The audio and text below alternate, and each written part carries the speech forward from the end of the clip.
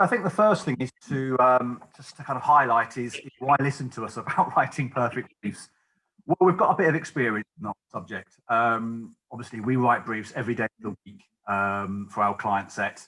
These are some of the clients that we write briefs for, past and present. We've written briefs, creative briefs for Bupa for more than 20 years. JD Williams for 26 years. We're currently writing briefs on a daily basis for clients such as Police Mutual, Studio, Royal London, Dulux Trade. So we know what we're talking about.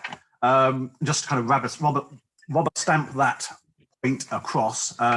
Catherine and I had a little conversation this morning, and we looked at our internal systems to establish how many briefs we believe the agency, not Catherine and I, have written in our 26 years of existence. And we think the number is probably exceeds 45,000 briefs. So, we've got a bit of experience on the subject.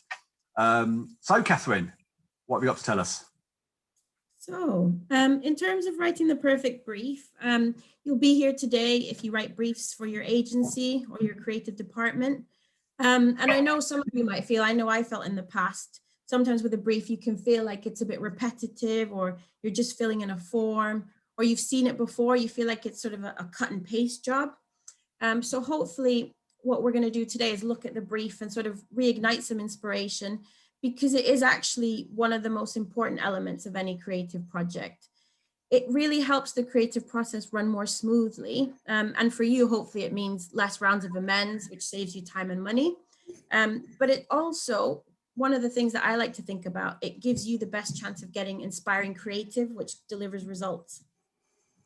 So in this session, we're going to cover why the creative brief really matters, writing a single-minded proposition, which I think is the most important part of a brief, what your creators need to know, so the content, where, when, and how to deliver an inspiring brief, the best way to brief during lockdown, which will hopefully help a lot of us right now, and finally, the template that works well for us. So to begin with, why the creative brief really matters. So I've put in this little illustration here of marketing, because as you'll know, if you work in marketing, it involves a lot of teams. So it's kind of the center of a process. So any marketing campaign kind of triggers working with lots of different areas, whether it's web or social media, or working with an ops team, or working with data or analysis or research. So if you think about the brief, think of it as the starting point. It's kind of the roadmap of any campaign. It's also a checklist. So it's a reference point for any marketing campaign. And it really sets the wheels in motion for any activity that requires involvement for multiple areas of your business. But most importantly, it ignites inspiration for a successful campaign, and it ensures that everyone is on the same page from the start. So if you've kind of got buy-in from everyone on the brief, then hopefully you don't get in that situation where when you present something, somebody says, that's not what I asked for. So generally, a brief should only be a couple of pages long, hence why it's called a brief. Obviously, there's lots of different things that you can attach to that, which we'll go through, but really, it should remain quite concise.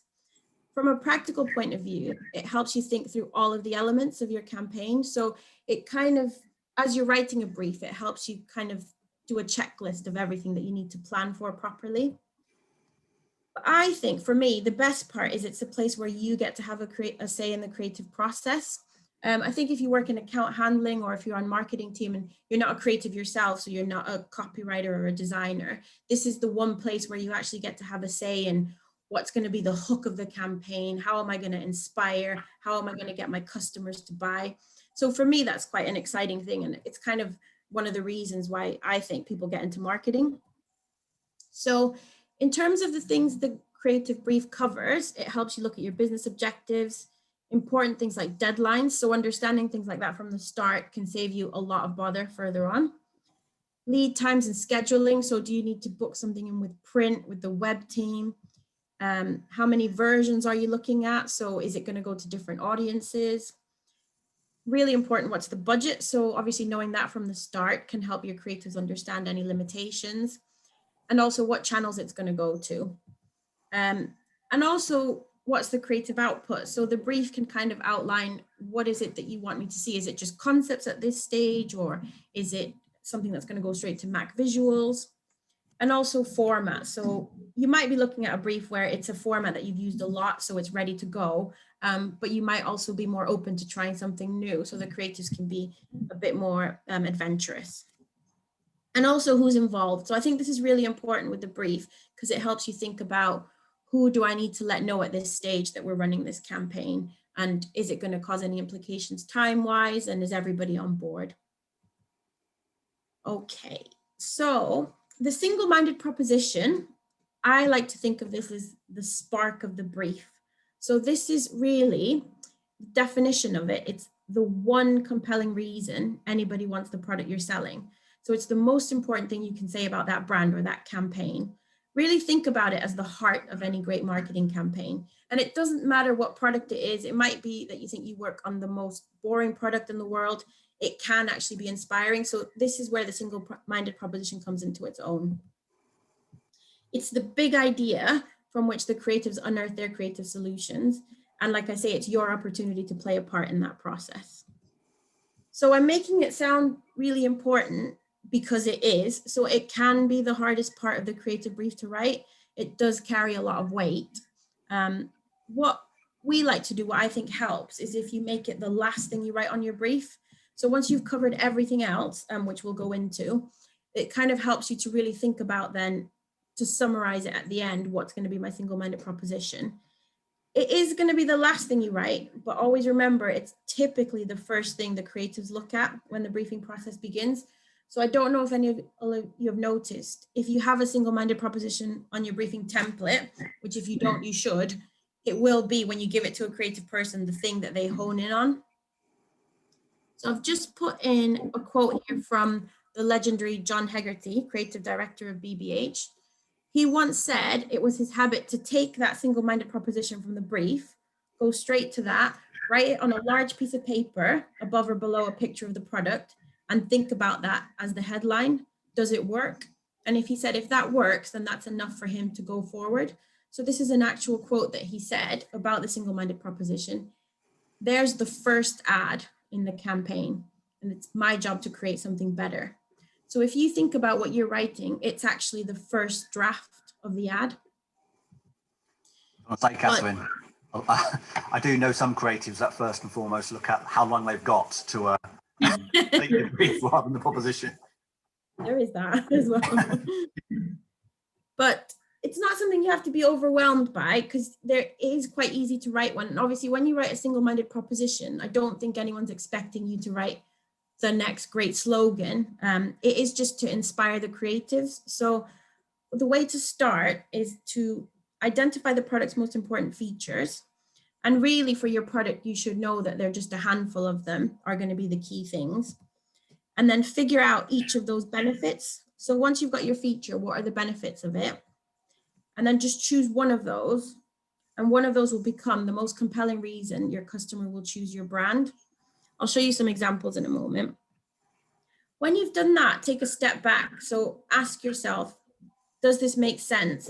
Are they going to get it? If it's someone that doesn't work in my company or listens to the kind of language we use every day, think about the customer. What's the one thing I want my customer to feel and remember about this? If you need further inspiration on writing a single-minded proposition, there are lots of brand tools you can use. For example, the brand key, which we talked about in a previous masterclass, we can send you the link for, or things like a proposition development matrix. So there's lots of different tools to help you explore different angles of your brand if you need to do that. And if you want to do that separately, I can take you through that as well. This is just a little quote from Albert Einstein. So he said, if you can't explain it simply, you don't understand it well enough. And obviously, you all understand your brand, you know it inside out, but really think about what you're saying to the customer. You need to be able to explain it simply so that they get what it is you're trying to sell to them. I often think about it being like an elevator pitch. You know, if you're in an elevator with a potential customer, how are you going to flog this product to that person in the time it takes you to get to the fourth floor? How quickly can you get that point across? Exactly. So as I was saying, try and put yourself in the customer's shoes and think about what's in it for them. Is it compelling? So I've put in this quote, our product meets your needs. And I've put that in because I've seen that on so many briefs, so many single-minded propositions about we meet your needs. But think about, what is that saying to the customer? I mean, I think I actually heard this on a radio ad yesterday for a local solicitors, and it was saying something like, we meet your financial or your legal needs. And I just thought, there it is again. What does that mean? It doesn't really mean anything to me. So just think about what you're saying. Is it compelling to the actual customer? The other key thing about single-minded, it's in the word single. So it means you don't need the word and. If you're writing a single-minded proposition in your brief and you've got the word and in, then you really need to strip it back. So this is something that we see a lot. So for example, here's a proposition. Step into spring with a new wardrobe. Okay, so that's a perfectly good proposition. It's emotive. It's making the customer think, you know, spring's coming. I need a new wardrobe. I can do it with this company. But I'm writing the brief and I'm thinking, oh, and don't forget to tell them you get 20% off. And, oh, and there's free delivery. Oh, and don't forget about our new app. You can shop from a new app. Right? If you're going to do this to the creatives, you're just going to blow their minds. They're looking at all of this and thinking, what do you want me to lead with? What is the key thing? So just strip it back. The single-minded proposition is single and doesn't need the word and. So if you're doing that, just take a step back and strip it back. So just to give you a summary. So a single-minded proposition, it needs to be short, snappy, and memorable. It appeals and engages with your audience, and it represents your brand values. So those are the key things. Just to give you some inspiration from some well-known campaigns. So these are single-minded propositions that are essentially slogans, but you can imagine how the single-minded proposition came about in the brief.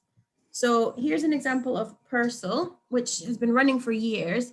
And the single-minded proposition for this is that dirt is good. So they're not saying our product is amazing because the science says X, Y, Z. They're saying dirt is good. And the story behind this goes that they wanted to put a spin on it, do something different, because everybody in the market was saying our product is the best at removing dirt. So they wanted to go back to kind of that essence of when you're a child and you go out and you play in the dirt and you embrace nature. So it's kind of something emotive. And then they're saying, don't worry about the rest. We take care of it. We remove the dirt. So that's still running. I know they've had to tweak it because of lockdown, etc., and dirt not always being good, but it's still running. HSBC, the world's local bank. So again, banking isn't always necessarily the most emotive thing, but they've been running with this for years, where the premise is really that we might be global, but we understand localities, we understand cultural nuances, etc. And then L'Oreal, because you're worth it. I remember when this actually first came out, and I remember thinking, ooh, it's a bit cheesy, but actually it's been running for years because it works. And again, it's not really about our product is great because of this. It's actually because you're worth it. You need this, you deserve it. And then Innocent. So this is just an example of something that kind of does what it says on the tin. It's just very simple. They're just little tasty drinks. And then Skittles. So Taste the Rainbow. Again, this isn't really something that you can actually do that I know of. You can't taste a rainbow, but it's just emotive because they're multicolored sweets. You know, there's a million different brands that have multicolored sweets, but they just took that one hook, something that makes it different, and it's playful and it's kind of emotive. Taste the Rainbow. Then Apple, think different. So I think we all know by now that Apple do think differently. When this first came out, the market for technology, things like if you think about laptops and computers and phones, it was all a bit dull. It's just kind of technology that you need, but they kind of put a spin on that and really made the products the heroes and just made everything a bit different. So think different. And then M&Ms. So we've all heard this one, they melt in your mouth and not in your hand. So that's kind of a USP that you'd think, does it matter if it melts in my hand or not? But it's just something that they've honed in on that. They own that. Nobody else says it. Nobody else had said it before. So they've just hung on to that, and it makes them stand out in the market. The famous De Beers, a diamond is forever. So they came up with a slogan that was make 2 months' salary last forever. And the story goes that it's because of De Beers that people now think if you're buying an engagement ring, use at least 2 months' salary. And the story also goes that they kind of tried to own the fact that it's a diamond that should be on an engagement ring. So again, that's quite a famous one that's been running for a long time and has worked really well for them. And then finally, this Avis one. So they kind of took a statistic that you might think, well, you don't really want to shout about that, but they were the #2 in rental cars at the time. And they said, well, you know what, we're going to own that. We're #2, which actually means we try harder. So that's kind of a famous case study of a really good slogan that's been running for years. I think this image is from, I'm not sure what decade, but it's quite old. So that's just to give you a bit of inspiration. And then we move on to what the creators need to know. So the content of the brief. Brilliant. Thank you, Catherine. So I'm going to try to do Gemma's slides justice. So one of the most important parts of the brief is explaining what it looks like. Who are you looking to attract? You know, who is your absolutely #1 target? And I'm sure this tool won't become, isn't new to you guys, but one of the tools that we use in the agency is developing pen portraits. So this is an example of a pen portrait that we created for a company called Iconic Lights. And ultimately, I used to love doing these. It gives you a really good opportunity to be a bit creative yourself, but kind of bring in your ideal customer to life. Give them a name, find an image that sums that person up. Where do they live? Are they married? What's their husband called? What are the kids called? Do they have a dog? What TV programs do they watch? Where do they shop? It's a great opportunity to really paint a picture of what your ideal customer looks like. And whenever the creative guys are sort of concepting, they always have the pen portrait stuck up on the wall. They're almost staring at it thinking, right, okay, what does this person think? What's going to motivate this person to buy? Pen portrait's also known as a buyer persona. This is another example of a pen portrait that we developed for a company called Welcome Cottages. So it's an older demographic. Why might these people want to take a holiday in a cottage from Welcome Cottages? So we try to bring that to life as well. But in order to do a pen portrait, you need to know about your ideal customer. It's not just a case of plucking stuff out of your head, what you think they might look like. It needs to be based on fact. So there are various ways in which to source this information. The first way is speak to your internal guys, your data team. Find out exactly what your demographics are for your ideal customer. How old are they? Where are they from? Are they male? Are they female? Are they generally married? All that sort of stuff. And that will help you bring that person to life. The other thing that we always do whenever we're kind of starting a new relationship with a client is we always try our very best to listen in on customer service calls because there's no better way of understanding your customer than listening to them talk, listening to the questions they ask your customer services team. But we also interview customer services as well, trying to understand exactly, what their perceptions of their ideal customers are. The other thing that we do, not all the time, but we certainly do this, is we hit the streets. Certainly pre-COVID we did. We hit the streets with a video camera and we find people that we believe will kind of hit our demographic.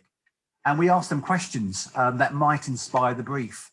So, for example, I remember doing this back in the day when we worked with Ladbrokes, the bookies. And, I was sort of hanging around outside various betting shops and asking people that entered the store and exited the store questions around gambling and what would entice them to gamble more or less or whatever it happened to be. So it's a really good tip that if you've got the time and you've got the equipment, go out and meet people, talk to people. Thank you, Catherine. But not always, you don't always have the necessary research. You don't necessarily have all the information. So there are kind of tricks that you can potentially follow. One thing that we always tend to do is is look at websites, social media, magazines, TV programs that are aimed at your target market. That will hopefully give you some inspiration. You know, if you read an editorial article, for example, it might give you some tips around what sort of language to use to inspire and motivate. Ads, you know, gives clues of competitor strategies and propositions.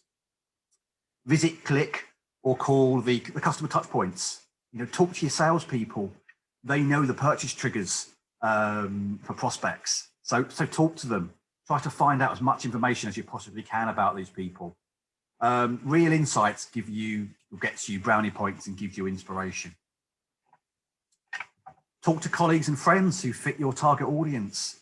So, you know, for example, we work with many clients, but if we happen to have a client that fitted in with I don't know, my mum's demographic, for example, I might give her a call and ask some questions about what would make you buy this. Speak to my dad, speak to my friends, you know, speak to everybody, you know, whoever fits that demographic. Just try to get inspiration for wherever you can. The other massively important thing that you need to do with your brief is pull out the features. Pull out the features of your product, your service, whether or not you're on B2C or B2B, it doesn't matter. You need to pull out the features. But arguably more importantly, you need to pull out the benefits. So it's all very well talking about the features. You know, for example, here with this example from Apple iPod, the feature, you know, it's got 1 gig of storage. Fantastic. What does that mean? What does that mean as a benefit to me? Well, the benefit is it enables me to store 1,000 songs in my pocket. You know, that's fundamentally the benefit of it. So try to bring the benefits out from the features. It's no good just putting a list of features down, bish, bash, bosh. You need to explain why, you know, why that's so important. But again, as Catherine kind of referred to earlier, when you're kind of developing a proposition, you need to focus on the benefits and the features that are most associated to that particular proposition. That's quite important. One thing that we do as an agency is we have a crib sheet for most of our clients for their benefits and their features. So you're not having to kind of regurgitate that information each and every time. And obviously we're all marketeers, so generally we have an offer up our sleeve. Make it clear what that offer is. You know, what is it? Is it a discount? Is it a money off? Is it a free gift? Is it a free piece of content? You know, what is the offer? You know, what is potentially the clincher that's going to get that person to purchase or to download, whatever the call to action happens to be. And, you know, I've kind of explained what's important to include in the brief, but there's been many occasions as an agency where we've not been told what a client doesn't like. So there's a story that I often tell.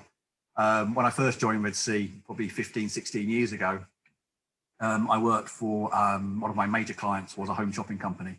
And my job was to brief the studio, the art directors and the copywriters to create a suite of various options for front covers of the catalogue. I briefed this in, and then I went to the client and started presenting the front cover options.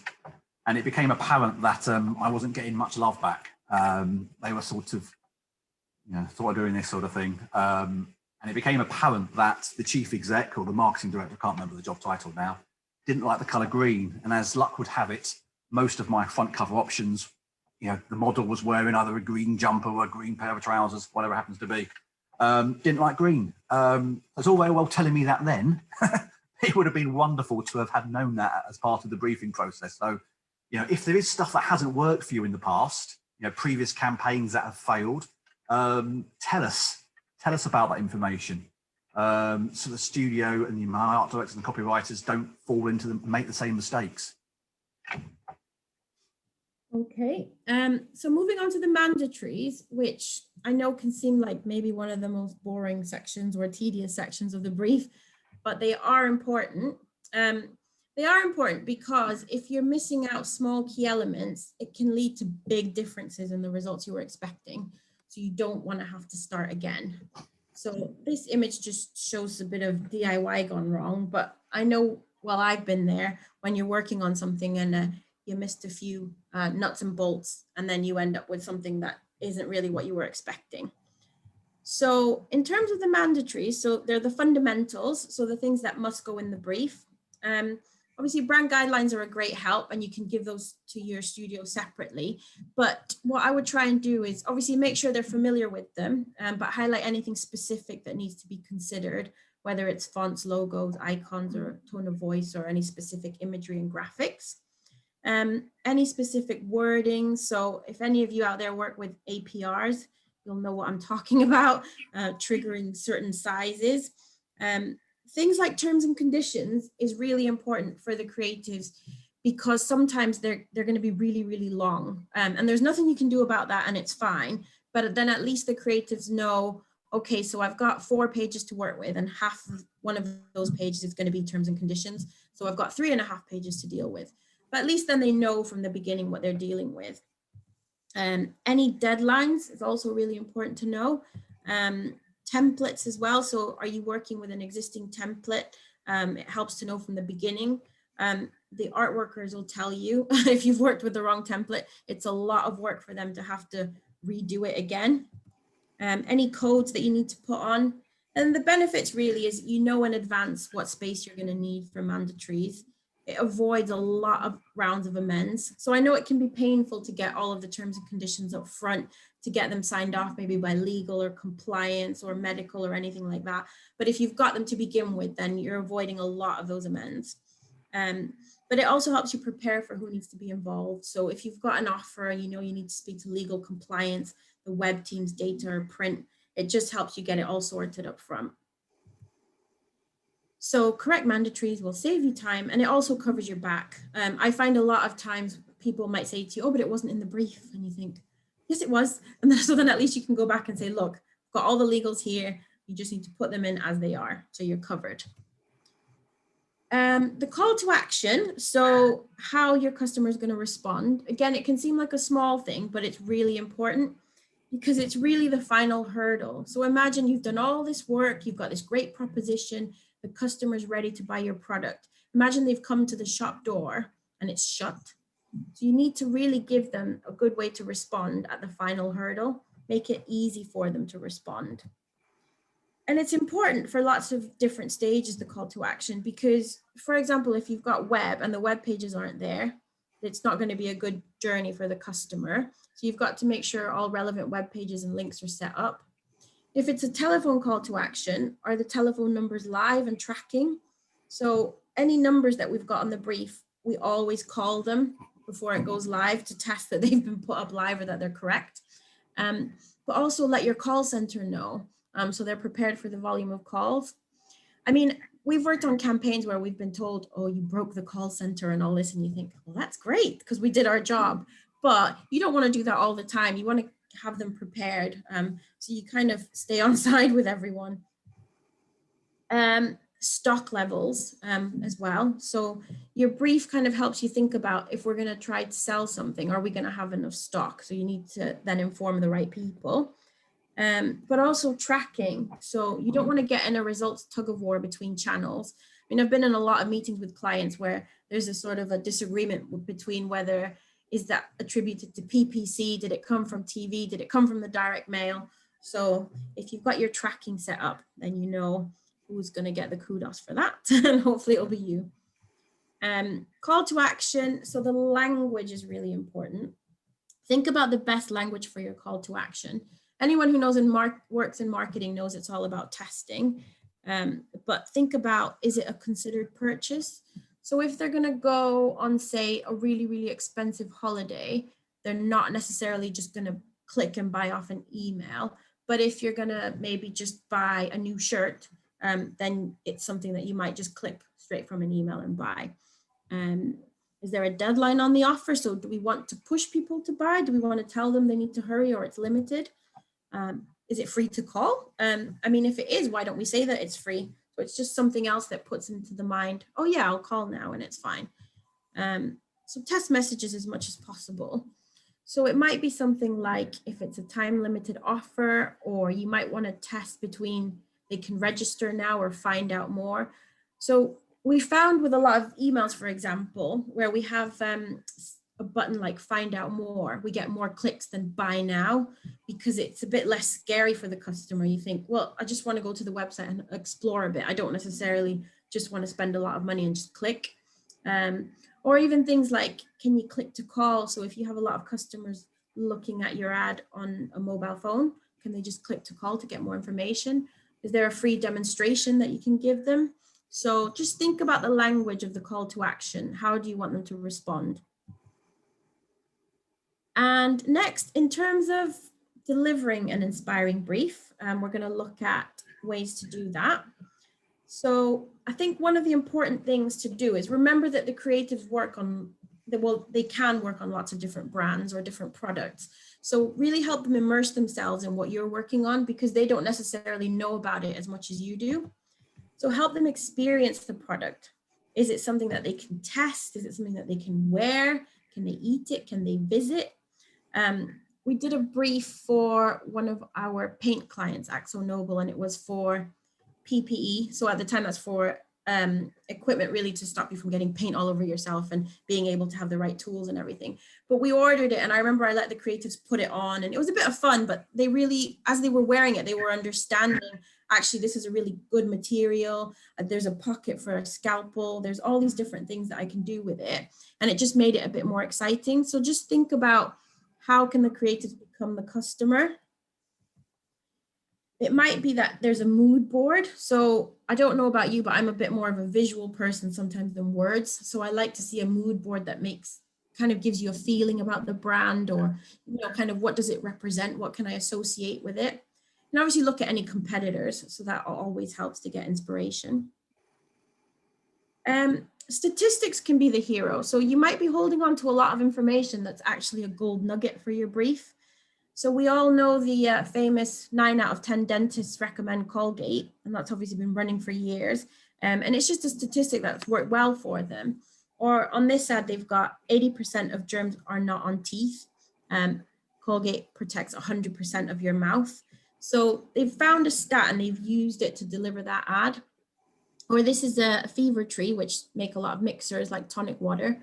So they found that 3/4 of your drink is actually the mixer. I think when people think of cocktails or alcoholic drinks, they tend to think the hero is the alcohol, but they've made it as we're the hero, because 3/4 of your drink is the mixer. So make sure you use the best. And then finally, like Steve was saying, what our customers say. So I think as marketeers, we're kind of living in a really good time, because customer feedback is so easy to come about with social media. There's so many reviews now, there's comments that you can see about what customers are saying about your brand. And I think in terms of briefing, keep it simple and open to questions. So if your creatives are asking you questions, it doesn't mean that there's anything wrong with your brief. Just give them the chance to ask and give them enough time to think about it. So if you can, send the brief in advance. I know sometimes when I've been thinking about something in advance, that's when you get your best ideas, because you're not rushing it. So if you can, give them time to digest it. And encourage the questions so everything's clear from the start. It doesn't matter how many questions they ask. And, like we always say, no question is a stupid question, because it helps you kind of iron out any queries. And if you can, brief face-to-face where possible. Obviously, lockdown has changed a few things, but Steve will go into that a bit further on. Then I've just put in this cartoon, which is just kind of a funny take on a creative brief, where someone's written, develop brand-driven storytelling, which is really a fancy way of saying an ad, for millennials, which is really another way of saying target younger than 30. That is authentic, purpose-led, and omni-channel, which are essentially just buzzwords, to communicate the above parity performance of our product. And then this guy says, once we add 100 slides of research, this will inspire an epic 10-second video. I mean, it's funny, but what I'm really saying is just take a step back and just ditch the jargon. I think sometimes when we're working a lot and we're sort of immersed within our brands, we can get caught up in acronyms and jargon and things that, is it going to mean anything to the customer? So this just goes back to what I was saying earlier about the single-minded proposition. Just try and strip it back and think about your customer and what they understand. Try and generate excitement and inspiration. So I think this is actually something that Steve started a long time ago when we worked on a home. Now everyone feels like they have to do it every time there's a Christmas brief. But if you work on home shopping, you'll know that you do everything really far in advance. So if we're doing a Christmas brief, it's probably in the summer. And in the summer, no one's really thinking about Christmas. So what Steve and his team did is they bought the creatives a gift. So it just gives that excitement. It was a gift from that brand, obviously, but it was something that they received and then they could unwrap it and open it. And it just kind of puts you back in that Christmassy mood. Make it a competition. So if a big brief has come to you, you can get the whole team involved. I mean, think about other areas of your team that maybe don't get the chance to work on briefs like that. You know, we have different teams that maybe don't necessarily work on, let's say, for example, a TV ad. Maybe they just work on SEO and PPC. So we set up a competition where everybody's involved in the briefing and the winning idea would be put forward. So it just gives everyone a chance to feel part of this. And you'd be surprised how many different ideas you get from people that don't work day to day on the brand. You get a fresh perspective. We often do that with like April Fool's briefs. If we do an April Fool brief for a client, we often open that up for the whole office to have a go, because it's not, no idea is going to be wrong. All you're trying to do is create a bit of a laugh, sort of thing. So we always open those up to the whole office. Yeah. And also where you can, obviously lockdowns change a few things, but step out of the office. So maybe once you've done the brief, find somewhere relaxing or inspiring or immersing. We did a brief once for a client for hearing aids. And it's obviously really hard to understand people that might have hearing problems or, the reasons that you might need a hearing aid. So what two of the creatives did is they went to the Trafford Centre and they had earplugs in, which I know doesn't necessarily mimic exactly all the problems if you do need a hearing aid, but they said it really helped them understand how disorientating it can be. And from that, we got some really, really good creative, which the client then went on to use. And then finally, just really, really believe in your brand. So be enthusiastic about what you're briefing. You have to believe in what you're selling so that the creatives can believe in it as well. I think if you're not showing enthusiasm with your brief, then they're not going to be that enthusiastic about it. I think hands down, the best campaigns that I've worked on, the ones that have done the best, are where everybody was just excited from the beginning. I mean, one example that we worked on was a campaign for Swinton Insurance, which was the mystery tipper, which was actually taxi insurance, which you might look at that and think, well, that's not that interesting. But I remember we briefed that in and then we said to the creatives, two of them, why don't you go home and have a think about it together and brainstorm. And they actually went home for the day and just did lots of thinking and came back with really good ideas. And the winning idea went forth and became the mystery tipper and actually won us, I think, about 11 different awards. So it's just definitely believe in your brand and be excited from the beginning and believe that it can become something really good and work for your brand well and get you the results. Just remember your proposition is the first ad. So it's no pressure, but just remember it can be exciting and you can be part of that. So the best way to brief during lockdown. Yeah, I guess, we're all in remote working and, once this pandemic is over, I'm sure our working life would probably never be the same again. There's going to be a degree of remote working for many of us. But how do you go about briefing remotely? Well, I think the first point really is it kind of depends. It depends on the brief. I think all of the steps that we've sort of illustrated today, they're kind of used for the sort of big briefs, so the headline briefs. I wouldn't necessarily say you have to follow each of these steps for every single brief that you put into the studio. So I do think you need to kind of, these horses for courses really. And I also think one of the most important things to understand is really understand who you're briefing. Because everyone's different. Catherine earlier mentioned that she's more of a visual person. I'm actually also a visual person, but this person here might be a more of a words person. So you need to kind of understand exactly who you're briefing. So for example, I know for a fact in my studio, there will be people, art directors that, for example, will kind of question why they're being told absolutely everything during that initial briefing. why are they telling me the mandatories at this stage? Just tell me the headline. Just tell me what I need to do. Don't mess with my head with giving me all this fine detail. However, there'll also be other people in the studio, copywriters, art directors, who potentially, they want to know all the infinite detail. They want to know everything in one go. So, you need to start understanding exactly who you're talking to, who you're briefing, and what will get their juices flowing, so to speak. What will get them excited. So I think that's quite an important aspect. But a few things that we will always do, especially now we're remote working, and I think Catherine's kind of adhered to these earlier on in the presentation. But the first thing that we would always do is, no matter how big the brief really is, we would send the brief to the guys first.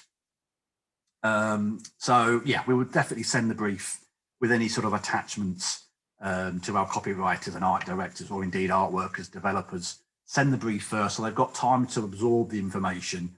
They know what they're going to be doing that day, and they're sort of equipped for questions, etc. when you're actually going to physically talk them through the brief. Always talk, never just send the brief on and expect it to be taken care of. That's not your job as an account handler or a member of the marketing team. You need to talk the brief through. There will be points that you make through the brief by verbalizing it that will bring that point to life. And it'll also give the guys the opportunity to ask questions. So by definition, you need to be prepared. Make sure that you understand every individual aspect of the brief. I know from experience, there's a couple of guys in our studio who will always ask questions, and generally quite difficult questions and probing questions. So make sure you're equipped. If speak to your bosses, make sure that you're asking the probing questions to your clients as well. On occasions, even challenge the brief. If I'm getting a brief from a client who I've worked with for a long time, I don't agree with the brief, I will challenge the brief. That's what we're here for. Don't just accept the brief. Maybe challenge it and think, actually, that's fine, but could we do it this way instead? Chat it through before it goes into the studio. That's all very well and good, but if the last 12 months have shown us anything, shit happens, and it's all very well having this process to follow, but unfortunately things do happen. I don't know what you're like, but my diary's never been so full of Zoom calls, etc. So it's not always practical and possible to do each of those steps as diligently as you might wish. So there are a few things that I would absolutely make sure that you absolutely tackled no matter what. You can always come back to the brief and revisit the briefing process with your studio and add to it. But, if you had if you're short of time and you weren't able to actually compile the brief in all of its glory, just make sure that you're telling your studio, what they're doing, why they're doing it, what do they need to achieve, how long they've got, and what's the key message, what is the proposition. Get them going, and then come back and then maybe add to the mandatories and the call to action and the whatever it happens to be. But nowadays, it's not always possible to follow the actual ideal process. The other thing that we always tend to do is, as account handlers, as marketeers, we try to add value in some way, shape or form. One thing that I hate and don't allow any briefs going into the studio that is simply a copy and paste job from a client brief. Doesn't happen. The account handlers have to add some form of value to every brief that goes into the studio. So that might be, an attachment, a piece of research that they found that potentially could inspire the creative department. It could be a video from a competitor. Various things it could be. It could be the product, it could be a brochure, it could be anything. But have a think about what could potentially get the creative juices flowing. So this is a bit of a freebie. This is the briefing template that works for us. This is obviously evolved over our 26 years of existence, but this is currently the briefing template that we work with. So generally, as Catherine mentioned, it's generally about 2 pages long. once you populate all the fields. I think part there is all about when the brief is due, how long have you got to fulfill this brief, and the meat of the brief really is about how has this come about? Why are we asking you to do this brief? What are you looking to achieve? And then what's the proposition? As Catherine adhered to earlier, absolutely critical. No brief should not have a proposition. You have to have a proposition. What's the content? What's the features? What's the benefits? And as I mentioned earlier, who are we speaking to?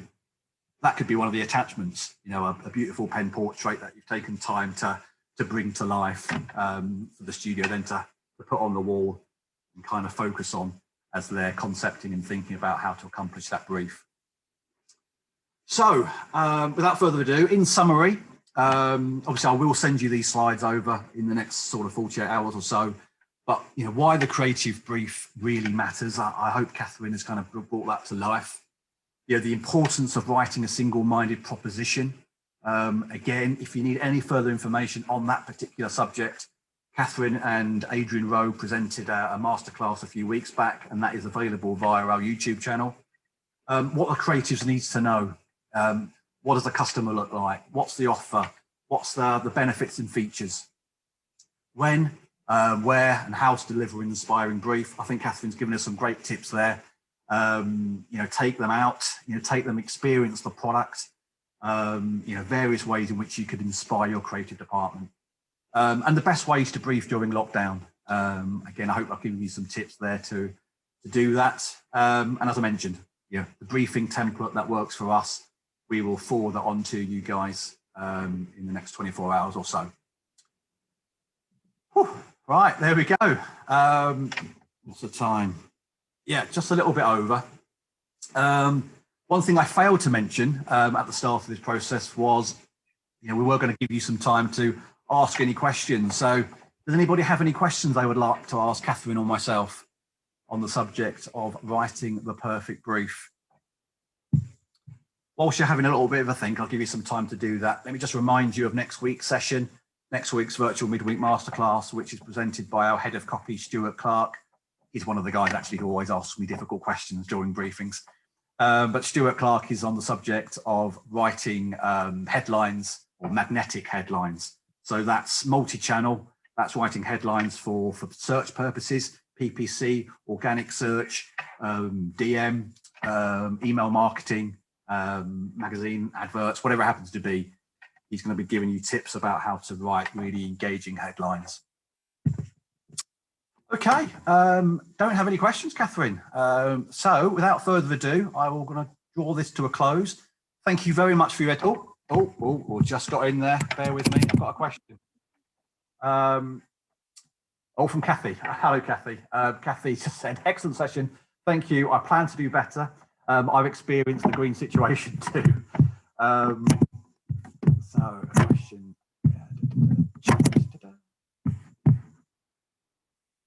Bear with me. Here we go. Question from Kendra. When you're using multiple avenues of contact, like text and email on top of calling, how are you finding the best way to restrict accessibility? I'm not quite sure what the question is. When you are using multiple avenues of contact, like text and email on top of calling. I'll tell you what, Kendra, I'll take that offline and I will email you or give you a call on the back of this. Just to understand that question in all of its glory. I do apologise if I'm being a bit silly. What sort of tone would you use on the brief? Bit of a weird question, really, I know, but I tend to write using quite a chatty tone, like my own voice. What do you think? I think that's fine. I try and put in a bit of like my own personality as well. I think you need to kind of get across what I was talking about, that enthusiasm for whatever the project is. So I think it depends, as well as Steve was saying, on who you're briefing. So I think sometimes if you're thinking about, I'm going to brief someone who just wants to get straight to the point, I try and keep it simple. And so I think it just depends, kind of adjust it to who you're speaking to. But I think definitely put in your own tone of voice because you own it. Yeah, 100% agree with that. I think if you try to be someone that you're not during a briefing process, I think you'll end up getting yourself tied up in knots. Be who you are, and write the brief exactly how you would want to write it. Yeah, 100%. I completely agree with that.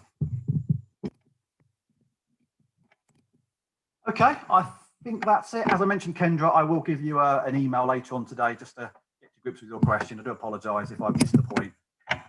Yes, but without further ado, thank you, Catherine, for joining me on today's session. And thank you all the delegates for attending. We do hope you enjoyed it. And as I said, I will send you through the slides and a link through to the YouTube video in due course.